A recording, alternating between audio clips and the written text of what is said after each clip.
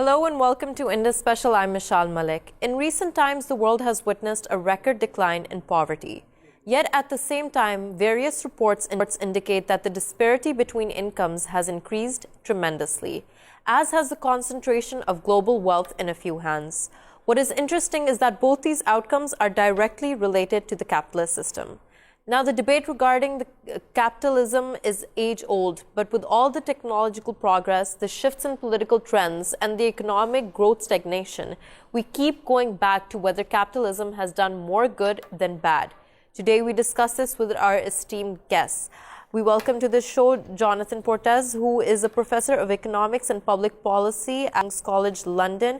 And also joining us today is Dr. Hafiz Pasha. Dr. Hafiz, I'd like to begin with you. So as I mentioned here, capitalism has been attributed to elevating people out of poverty.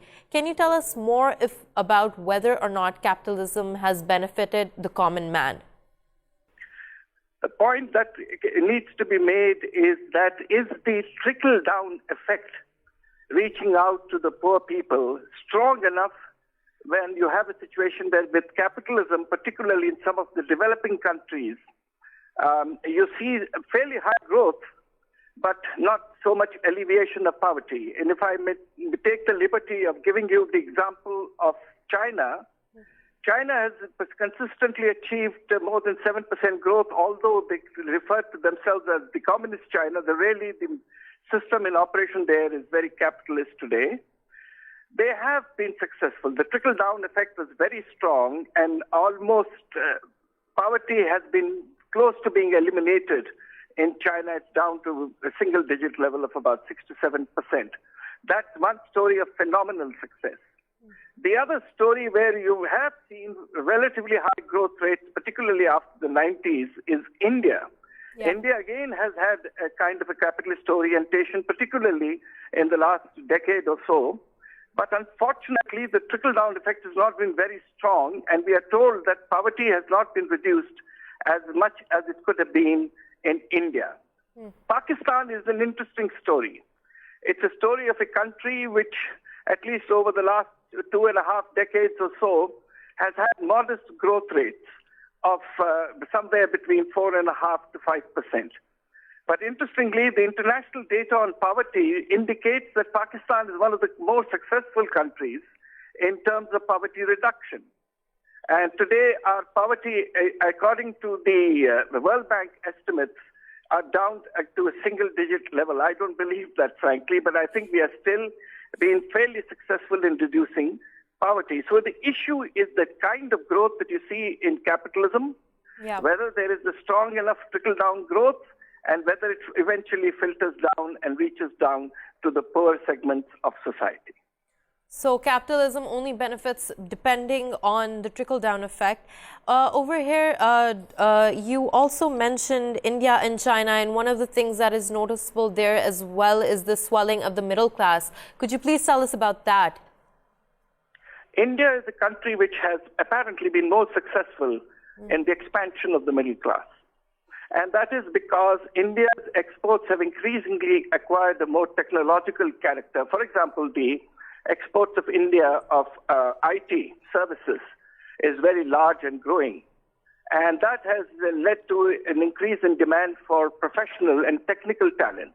And that has created a kind of a burgeoning middle class in India. But the kind of growth India has had, particularly the lack of higher growth in agriculture, has therefore had an effect on not leading to much reduction in poverty.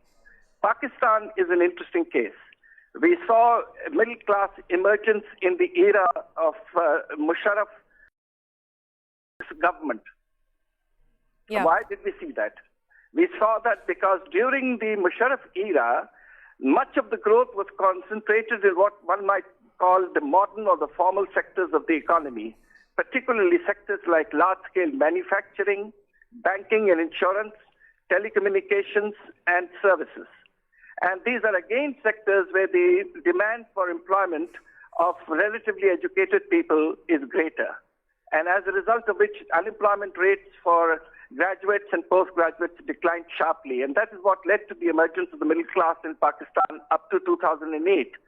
Thereafter, there has been some contraction in our middle class because growth has shifted away from the so-called formal to the more informal sector of the economy, where you tend to have more semi-skilled and less skilled employment. Thank you so much for that historical perspective, Dr. Hafiz. And something interesting that you mentioned here was in regards to China earlier, that even though it claims to be a communist state, many of its policies are very much in line with capitalism. And I'll take my next question to Mr. Jonathan here. So in the conference in Davos, a Chinese official also stated that while addressing the claims of the stagnation of growth in China, that China has been able to avoid a financial crisis because there can be more government intervention there. So in regards to that, what can you tell us? Do you think that China's system serves as an ideal example? China has been extremely successful in generating growth, and as Dr. Pasha correctly said, in generating growth which has substantially eliminated poverty in China, which of course prior to 1979 was indeed a very poor country. So China has been very successful. Whether that makes China a model for the rest of the world or other countries that are seeking to escape the poverty trap isn't in itself clear, because there are very special characteristics of China. But it's certainly true to say that China has hardly been, what we've seen in China is hardly pure free market capitalism by any means. Yeah. There has been and still remains very heavy state intervention. And I think that goes back to a lot of what Dr. Pasha was saying, that it's not so much, are you capitalist or not? The question of whether capitalism is good or bad is really, frankly, a meaningless question. It's almost impossible to find a country in the world that isn't either a failed state, like, say, Venezuela, or completely isolated, like North Korea, that isn't in some sense capitalist. Sweden is capitalist. China is capitalist. The United States is capitalist. Singapore is capitalist. All of these countries have very different models, very different economic models, and very different approaches to capitalism. And they all have, in quite different ways, very substantial degrees of government intervention in the economy. The idea that capitalism means that there's no role for government, that government doesn't at every level intervene to shape the institutions to determine how capitalism actually operates, is a mistake. So I think talking about is capitalism good or bad isn't a terribly interesting question. The question is for each individual country, like, for example, Pakistan, what sort of capitalism do you want? What can government usefully do to shape the evolution of the economy under capitalism? What can Pakistan learn from China? What can it learn from Singapore? What can it learn from the United States? And Dr. Jonathan, here in a globalized economy, does it still, that factor of what the capitalist system in each state should be, is that still relevant and as important? Absolutely. Although globalization, of course, means that we are progressively more interconnected, that doesn't mean that every country faces the same problems or has the same economic model. And domestic politics and domestic conditions remain extremely important to how economies develop. What's right for China is not going to be right for Pakistan. That doesn't mean that Pakistan can't learn something from China, but it does not mean that you can simply import or replace, import a model or copy what another country does. It doesn't work like that.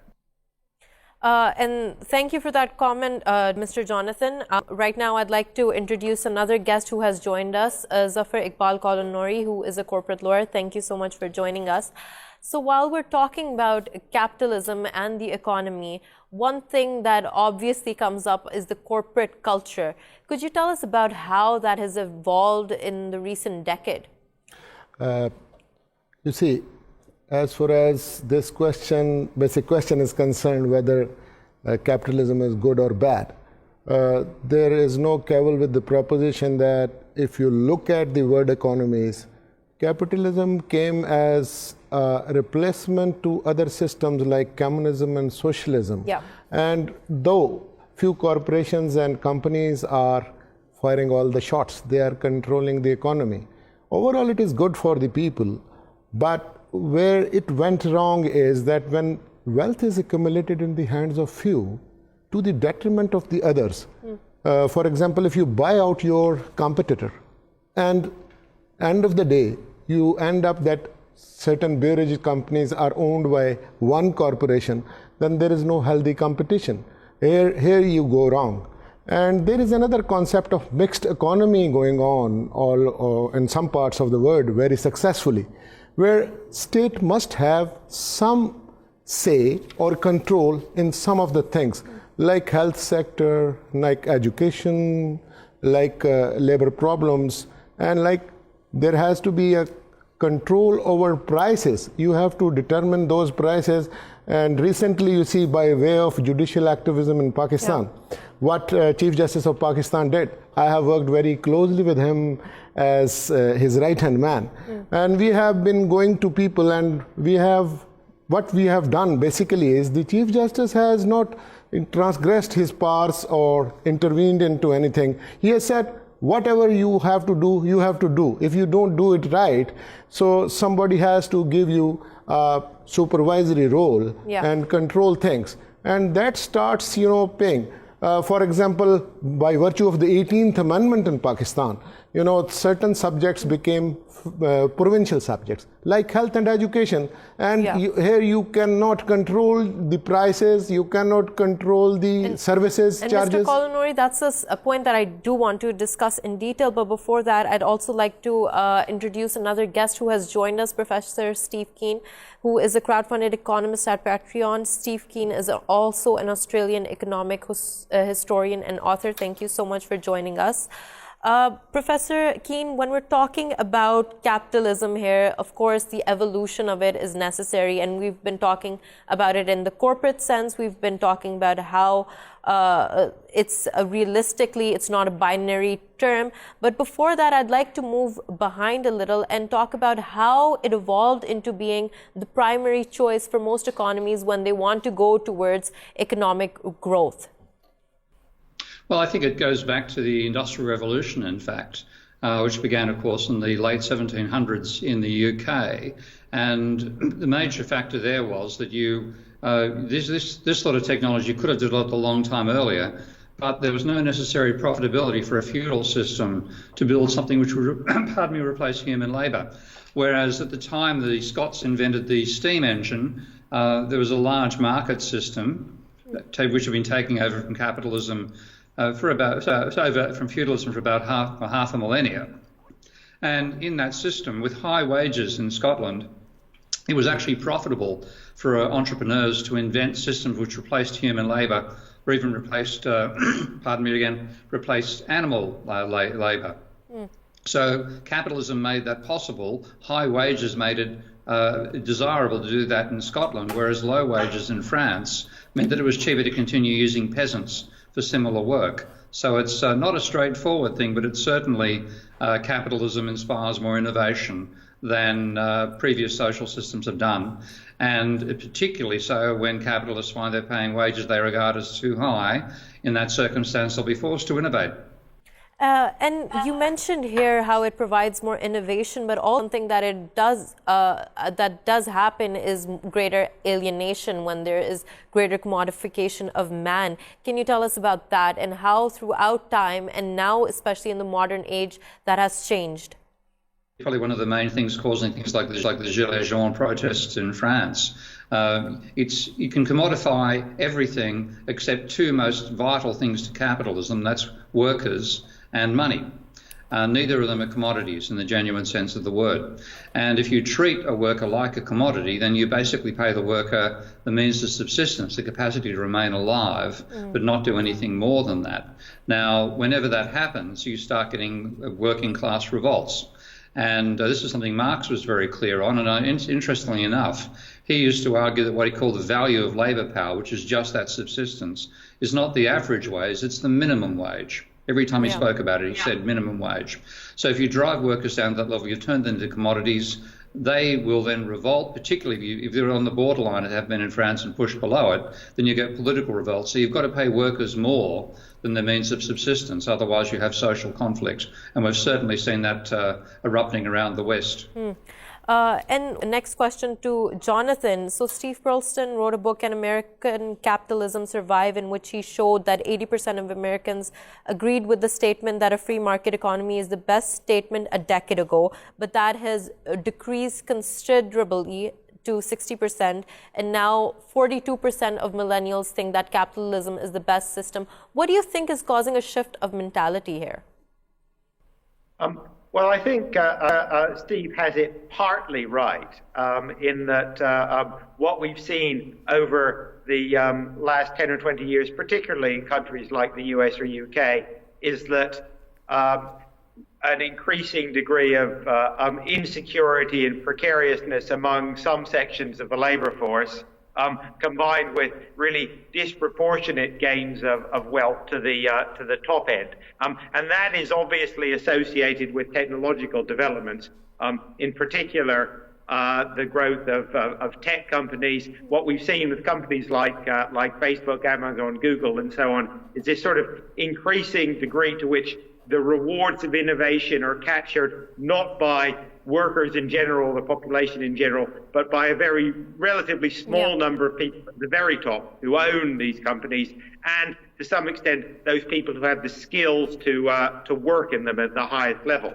And I think that that is the main problem that capitalism faces going forward. We worked out how to deal after the Industrial Revolution. We worked out how to deal with capitalism, how to integrate a welfare state which provided a reasonable distribution of the rewards of capitalism to the population at large in a way which secured political, economic, and social peace. We haven't worked out how to do that with post-industrial capitalism or capitalism based on technology. And that really, to my mind, is a big challenge for the next 10, 20, 30 years. How do we ensure that fair distribution in a way which so far we haven't really grappled with? Thank you. And Mr. Jonathan, I want to, on that similar point, take my next question to Mr. Kalanauri here. So how does corporate culture, and I want a legal perspective here, we're hearing the perspective of an economist, of a historian, but how does the corporate structure protect the worker, and how does it protect the owner differently? In our part of the world, we are a developing country. We have to save our entrepreneur. We have to save our person who creates wealth, the wealth creator. And ease of doing business is something which is very, very attractive all around the globe. Yeah. In countries like ours, you know, if some investor comes in, there are a number of problems. And one of those problems is that our legal system is a long drawn battle. It does not make life easy for someone. He invests, and you know, you go to a court of law, obtain an injunctive order, and Mr. Kalanauri here, you are talking about Pakistan and the environment here, but when we're talking about accessibility to legal rights all globally in terms of workers, how has that changed, and how has misinformation changed? How has ignorance changed, if it has?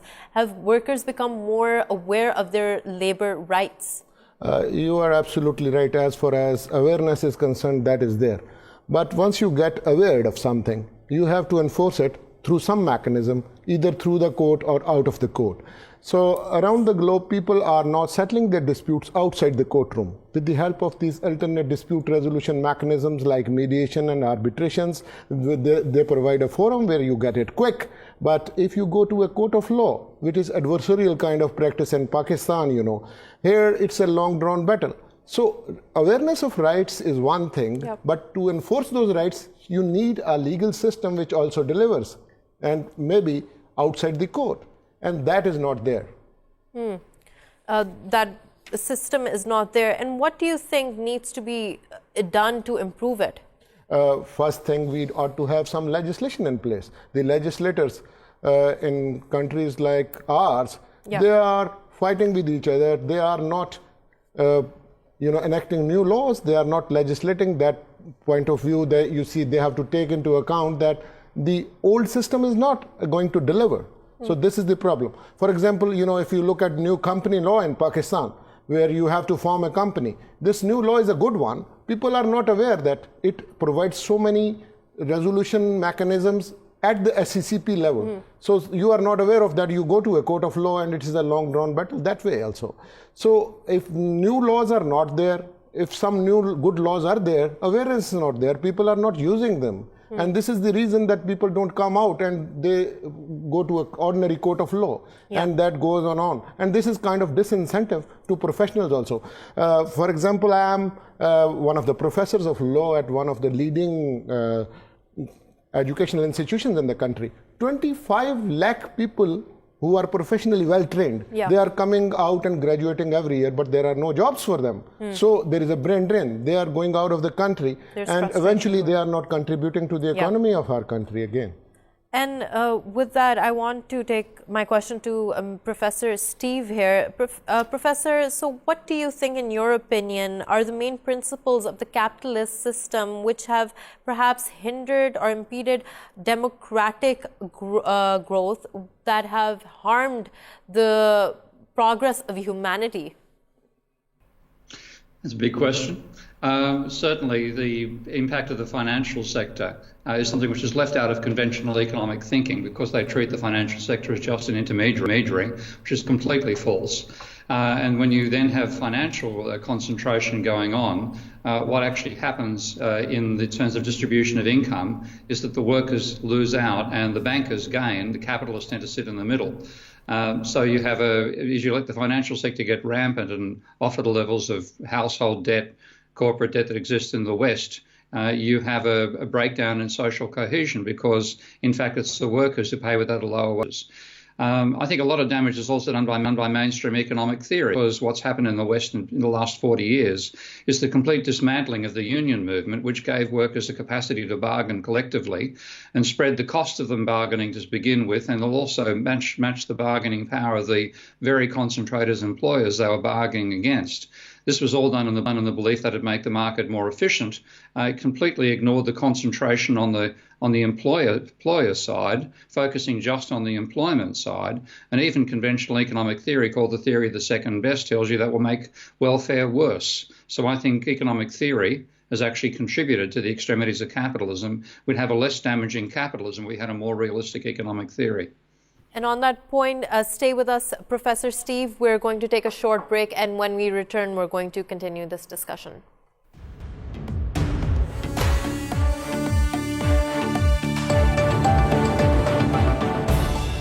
Welcome back to Indus Special while we continue our discussion. And Professor Steve, before we were going to break, we were talking about this and about the politics of it. And something that I'm interested in asking you is, how is politics in the capitalist system affected by the capitalist system, in the sense that when revenue and when funding is done by those who own the means of it, are policies drawn to protect the owners, and will policies eventually come and force those at the lower end of the spectrum to suffer? Well, I think certainly the capitalism is a system where power plays a major role in setting incomes, and that's again ignored by conventional economic theory. And in fact, I've just marked a brilliant PhD thesis by a man called Blair Fix in Canada, where he said, in trying to interpret the distribution of income that he found in empirical data in America, the only way to interpret it was to say that your pay reflected the hierarchy of which you were part. So the more people you command in a hierarchy, the higher your pay level. And that made sense not just at the capitalist period, but right back to the feudal period and even right back to Sumerian civilization. So the hierarchical side of how we distribute income is not something which is unique to capitalism. It's a general tendency. And I think we've let it get to be damaging in the West, not so much by the actual hierarchy structure itself, but again, by letting the financial sector get out of control. And that has dramatically shifted the distribution of income from workers, who are the vast majority of the population, of course, to bankers, who are a minority and actually should be a much smaller minority than they in fact are. So I think that's the main damage we face now. The financial crisis has exacerbated that inequality.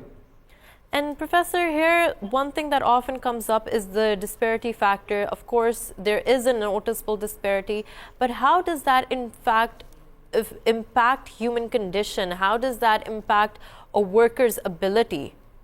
Well, I mean, it doesn't matter if the disparity is such that the basic level of income is sufficient to survive. People will tolerate that. If particularly they lack power to organise politically, they'll tolerate it. If you push them below the point where they simply can't make that survival decision anymore, and I think that's what was really the real trigger for the Gilets jaunes protests in France, with the increases in oil in the cost of petrol that the working class were facing, courtesy of Macron's so-called climate change tax. You push them below that level, then they will revolt. So what we have to do is make sure there's a floor below which people don't get driven, and that floor has to be sufficient to survive. Now, politically, of course, capitalism can cope with that sort of thing, but economic theory argues free markets are best. Let's not put any interventions in there, including anything about survivability. I think a society that makes that mistake is doomed, and so we have to say that we have to provide a minimum standard, and then if you're successful as an entrepreneur, you can get above that, fine, that's great, but don't mean that people who are below that level are going to starve to death or be homeless. And we are talking about protests here, and something that I want to get your opinion on is the right to protest and how that has changed, because the whole theory behind capitalist system and the rationale of how it commodifies the workers is that it becomes a cog in the system and they might not even have time to think about what is happening to them. How do you think in recent times that has changed?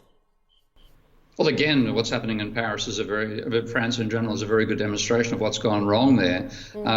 Again, to restrain worker power and the false belief that workers and unions set wages wrongly by charging more for workers than they deserved. That's conventional microeconomic theory. We've demolished their capacity to organise and also seriously constrained their capacity to do things like strikes. So in the past, a union could declare a strike, what used to be called a wildcat strike, and there was no way the employers could stop it. What's happened in the West is the employers and the government as well have drafted laws which mean that workers have to have a secret balance to hold a strike in the first place, all sorts of limitations of that nature. I personally understand why there can be corruption inside union circles, as I've experienced myself. But those constraints have gone so far that there really is no power on the side of the workers for bargaining in that sense. Also, of course, these days with just-in-time manufacturing, systems of that nature, 3D printing, it's very possible to break the power of a strike, and the strike is actually counterproductive as something for the bargaining position. Professor, something that you're talking about is revolt, and I do want to ask Mr. Kalanauri here, what do you think that corporations do to attempt to pacify their workers if they do see that there might be dissent or there might be an aggressive attitude coming from them? One way of doing is that they offer shares in that particular corporation to the workers also, so they become the stakeholders. So they see that if a company grows, they are going to get a better share. And now agitation has also changed. Instead of going for a complete lockup, people go slow policy, they adapt, Instead of producing, let's say, 8 units in 1 hour, the workers start producing 7 units and then 6 units. And, eventually people come to terms, and this is how you negotiate. Overall, the capitalism has increased the living standards of ordinary workers, the laborers, and the professionals also. You see, all around the world, they have better housing facilities now. They have better education for their children. And, living standards have increased also. This is all because of the fact that they are getting their share of the kitty as well. And then there are minimum wages also fixed. You get those minimum wages also. But have the pay gaps also increased here? Yeah, it has increased, up to some levels. Like if there is a very competent professional and on merits he is inducted or she is inducted, and they can produce much more and perform much better, naturally they will get better salaries. But at the end of the day, corporations are growing that way also, and this is new employment opportunity for the young professionals. But cost cutting often comes down to the workers, not to the profits. So how does that get reconciled in the corporate culture when you do see that workers are demanding more? There are extreme examples. If you look at America, I think it is the most livable country in the whole world even today, because if you work hard, you get everything you are looking for. Though there is a gap between the rich and the poor, but the poor are given so much salary they can survive. And then you look at Scandinavian countries. This is another example, which is a mix of capitalism and socialism, and they have also a good balance. You have better per capita income. Those people are also happy. But then there are extreme circumstances where rich is getting richer and poor is getting poorer. And you have to look at those economies as well. World being a global village now, you cannot ignore one part of the world and make a progress on the other. Yeah. For example, in China, the state has, made so much money, they have progressed. But if you look at ordinary person, I'm sorry to say, their life is not that good as it is in America or in Europe. And a point that is coming to my mind here is regarding the capitalist structure and whether or not in corporations that allows corruption. They do allow corruption up to some extent also, because you see, when you go into politics, they have their own men installed in politics. Sometimes they say you are doing lobbying, and sometimes they go and they hit the other people, like if there is a car manufacturer mafia. So they will dictate the prices that way that they gain, and they are hand in glove with the politicians also. Here I say this corruption has been institutionalized that way also. But do the laws in turn, when we're talking about lobbying and supporting the politicians, do the laws that are developed and the policies that you've seen, the trends, do you think they are geared towards more of the protection of the owners as opposed to the workers? Absolutely right. They are more tilted towards the people. There always has been a gap between haves and have-nots. That is still there. So we will have to look at these laws also, and these gaps need to be addressed, because, after all, the people who have money, who can dictate, they have the political power as well. How do we address those? This is by creating awareness, having the right people in the, legislative assemblies who represent those classes. For example, there are countries like Pakistan, which are basically agro-based countries, and there are hardly any representative from the agriculture sector in the assemblies or Senate, though 70% of the population lives there. And if you look at those industries where, raw material comes from the agriculture sector, they are also at a disadvantage then. And in this case, how much of transparency is needed in the corporate culture in order to make sure that the worker is in fact know their rights by law, and they also, in terms of termination and many other things, do you think that there is a need for greater transparency? Absolutely right. There is this is much needed area. We have to work on that. People are not aware of their rights in the one place. And secondly, we have to look at the accountability process also, which is a very weakened kind of thing. People go scot-free, they are into this corruption, end of the day, they are not taken to task.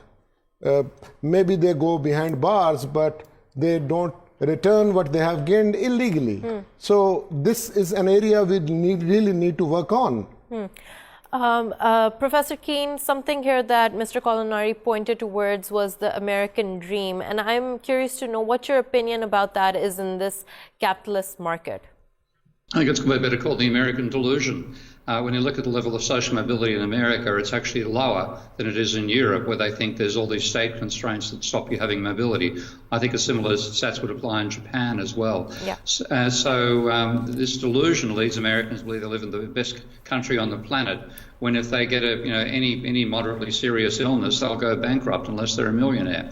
So it's a delusion, and it comes down to the different national characteristics of different capitalisms. It isn't true that there's simply just a market system and that's it. If you look at Germany, for example, they have, ever since the Second World War, possibly before, they've had a system requiring union members to be members of the board, what they call the Aufsichtsrat board, a parallel board to the company board.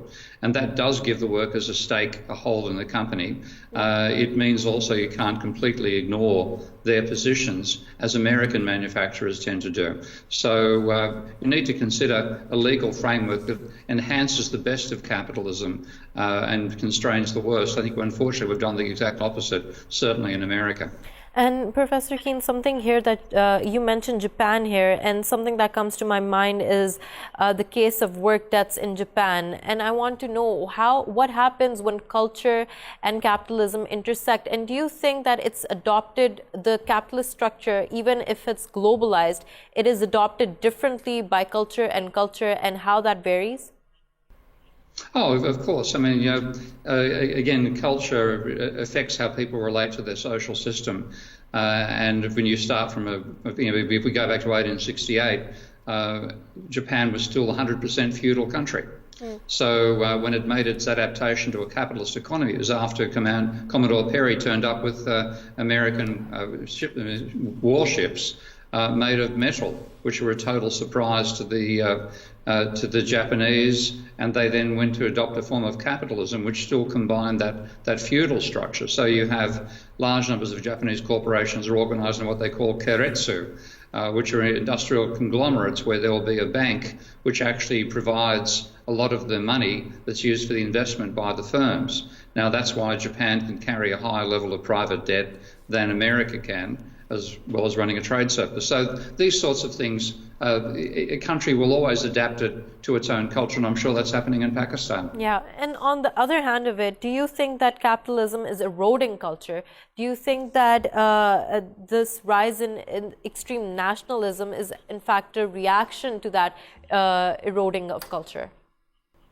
I think it is. I think it's not actually just the fault of capitalism in general. Again, it's the theory of economics that said this would be a good thing, both talking in favour of free trade when the logic of the free trade case is hollow, and ignoring the income distribution issues as well when they're a fundamental part of that same case. So I don't think it's just capitalism per se. But the other thing we can't ignore is that, as one of my best friends once said, as a capitalist, his ambition was to privatise his profits and socialise his losses. Now, that's okay when you're not affecting the overall climate of the planet. When it starts to affect the climate of the planet, that is going to put massive constraints on what can be done by capitalism. It'll still be capitalism, but it won't be anything like the one we talk about today. Yes. And something that comes up when we talk about capitalism is the threats to it, and technology often comes up. Can you tell us about that? That's a major issue because one of the reasons workers can bargain for decent wages, which are far in excess of their actual physical contribution to production, is because the machines couldn't be operated unless the workers pressed the buttons. Now, if the machines themselves are effectively pressing the buttons, then physical productivity doesn't rely on labour anywhere near as much as it used to. 3D printing makes that even more extreme. So we're heading to an area where there's a very small need for the number of workers to produce the level of output, and you simply cannot expect their wages to fall to compensate and make them cheap compared to machines. Like, there's no way workers can throw a satellite into space, for example. So as technology moves in that direction, workers' powers and workers' bargaining rights fall, and I think the only way to give income to the mass of the population is to have a universal basic income. Yeah, and so do you think that in the future we're going to see those economies that were geared towards or more leaning towards capitalist structures start adopting more socialist values? There's the danger is you don't want to get caught in the lack of innovation problems that beset the Soviet system. Janos Kornai wrote a brilliant analysis of that where he talked about what he said were resource-constrained versus demand-constrained economies. And you want one where firms are feeling constrained by the lack of demand for the capacity they've got, and they therefore innovate. Now, if you go in a completely socialist central planning system, you get down to one car, one Ford, one electricity supplier, and so on, and you may lose that innovative spark. So it's not an easy question to say it's not capitalism versus socialism. Yeah. Again, you've got to think very intelligently about the pressures that you want to put on people to innovate, but and also you want to expect a more hybrid system to emerge? Of course, we cannot put a binary here between the two, but we can expect that in the future that economies will try to find a middle ground between them. Yeah, I think that's true. And we, again, getting away from neoclassical economic ideology is a very important factor there. You have Friedman at one stage, capitalism and freedom arguments that only capitalism gives you freedom. Hayek's argument as well, they're false. And we have to say it's not a binary thing. There is a question of building a culture of capitalism that is also compatible with the planet. Yeah. And on that point, we were talking about how technology progress is changing things. And I want to ask you, with greater technology here, Mr. Kalanauri, of course, there has been a shift from manual labor to labor that is more focused on intellect and mental capabilities. How have labor laws evolved or changed in order to meet that, in order to protect those workers that are exerting themselves mentally as opposed to physically?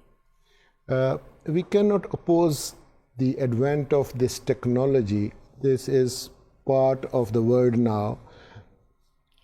I take it at a larger spectrum. There are certain things which public sectors should be taking care of. There are certain things private sector should be taking care of. And governments are there and public sector is there to look after the rights of the weak segments of the society. And these poor laborers are weak segments of the society. We have to come to their rescue, like providing them free medical aid, providing education for their children. These are the kind of rights they cannot afford within their salaries that they get. And this is another way of compensating them.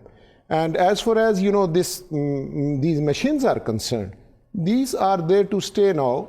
What we will have to do is we have to improve the standards of human beings also.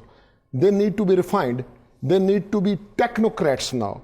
How to operate these machines? For example, you have great machines in these hospitals, but you don't have a technical staff to look after that. And after all, these machines are also operated by technical staff and the laborers. If they are given this kind of enhancement in their working capabilities and they are educated and trained, they will get much more as they are doing right now. And over here we're talking about fringe benefits and how those are increasing, but of course they cost more to the employers. So how are corporate laws at this point in time regulating the interaction between the owners and the workers? What mechanism is in place there? In some parts of the world they are doing very well, because the people who own these corporations, they are contributing towards the welfare of the laborers. And instead of laborers contributing towards that, they come to the rescue, and this is how a balance is created. If they're left on their own and God forbid they are taken up by a serious illness, they will not have to afford, they cannot afford it. And this is a big issue in countries like America also, the medical cover. They have much better in England or Canada that way. And so you can always have some kind of balance where people who are more affluent, they contribute, and this is how distribution of wealth takes place, and then everybody's happy. Yeah. And on that point of distribution of wealth, I want to ask Professor Keen here that, of course, the rich are getting richer and the poor are getting poorer. And you talked about the French protests here. And something that I want to ask you is that we are seeing a greater concentration of wealth. An Oxfam report came out that stated that 26 of the billionaires of the world own as much as the wealth of the poorest half, 3.8 billion people. How in the future do you see dissent amongst the people increasing because of this concentration of wealth? Well, I think that's what Nick Hanoa was talking about, the Pickforge factor, that people, if the inequality continues rising, then the pitchforks are coming, to quote a billionaire on that front. So we can't let it continue. The main reason is that, as I've said, this is caused by increase in private debt, which benefits the wealthy. The poor suffer in terms of their pay level. And that's what's actually made this dangerous, because it isn't just a case of, inequality is bad. It's also this sort of rising inequality leads to a financial crisis and an economic breakdown. So unless we do something about it, then I think this is an unsustainable trend for capitalism. And you're saying that unless we do something about it, what do you think is the way out? What policies need to be adopted? I've been in favour for a long time of what I call a modern debt jubilee, where we use the government's capacity to create money, as central bank can create money just as private banks can, but it doesn't come attached with debt as private money does. You could use that money creating capacity to inject money on a per capita basis to everybody in the economy. Those who have debt can just use it to offset their debt. Those that don't have debt could be required to buy shares with that money. You could democratise the share ownership and reduce inequality that way. What's been done instead, of course, with what's called quantitative easing, is driving up the price of shares, which benefits those who own them, but doesn't benefit those who don't. So actually, our remedy to the financial crisis in the West has made the inequality even worse. Thank you so much for that, Professor Steve Keen. We're out of time, so I wanted to thank all the guests who joined us for today's discussion. Zafar Iqbal Kalanauri, thank you for joining us. Thank you for watching Indus Special. We'll hope to see you again tomorrow.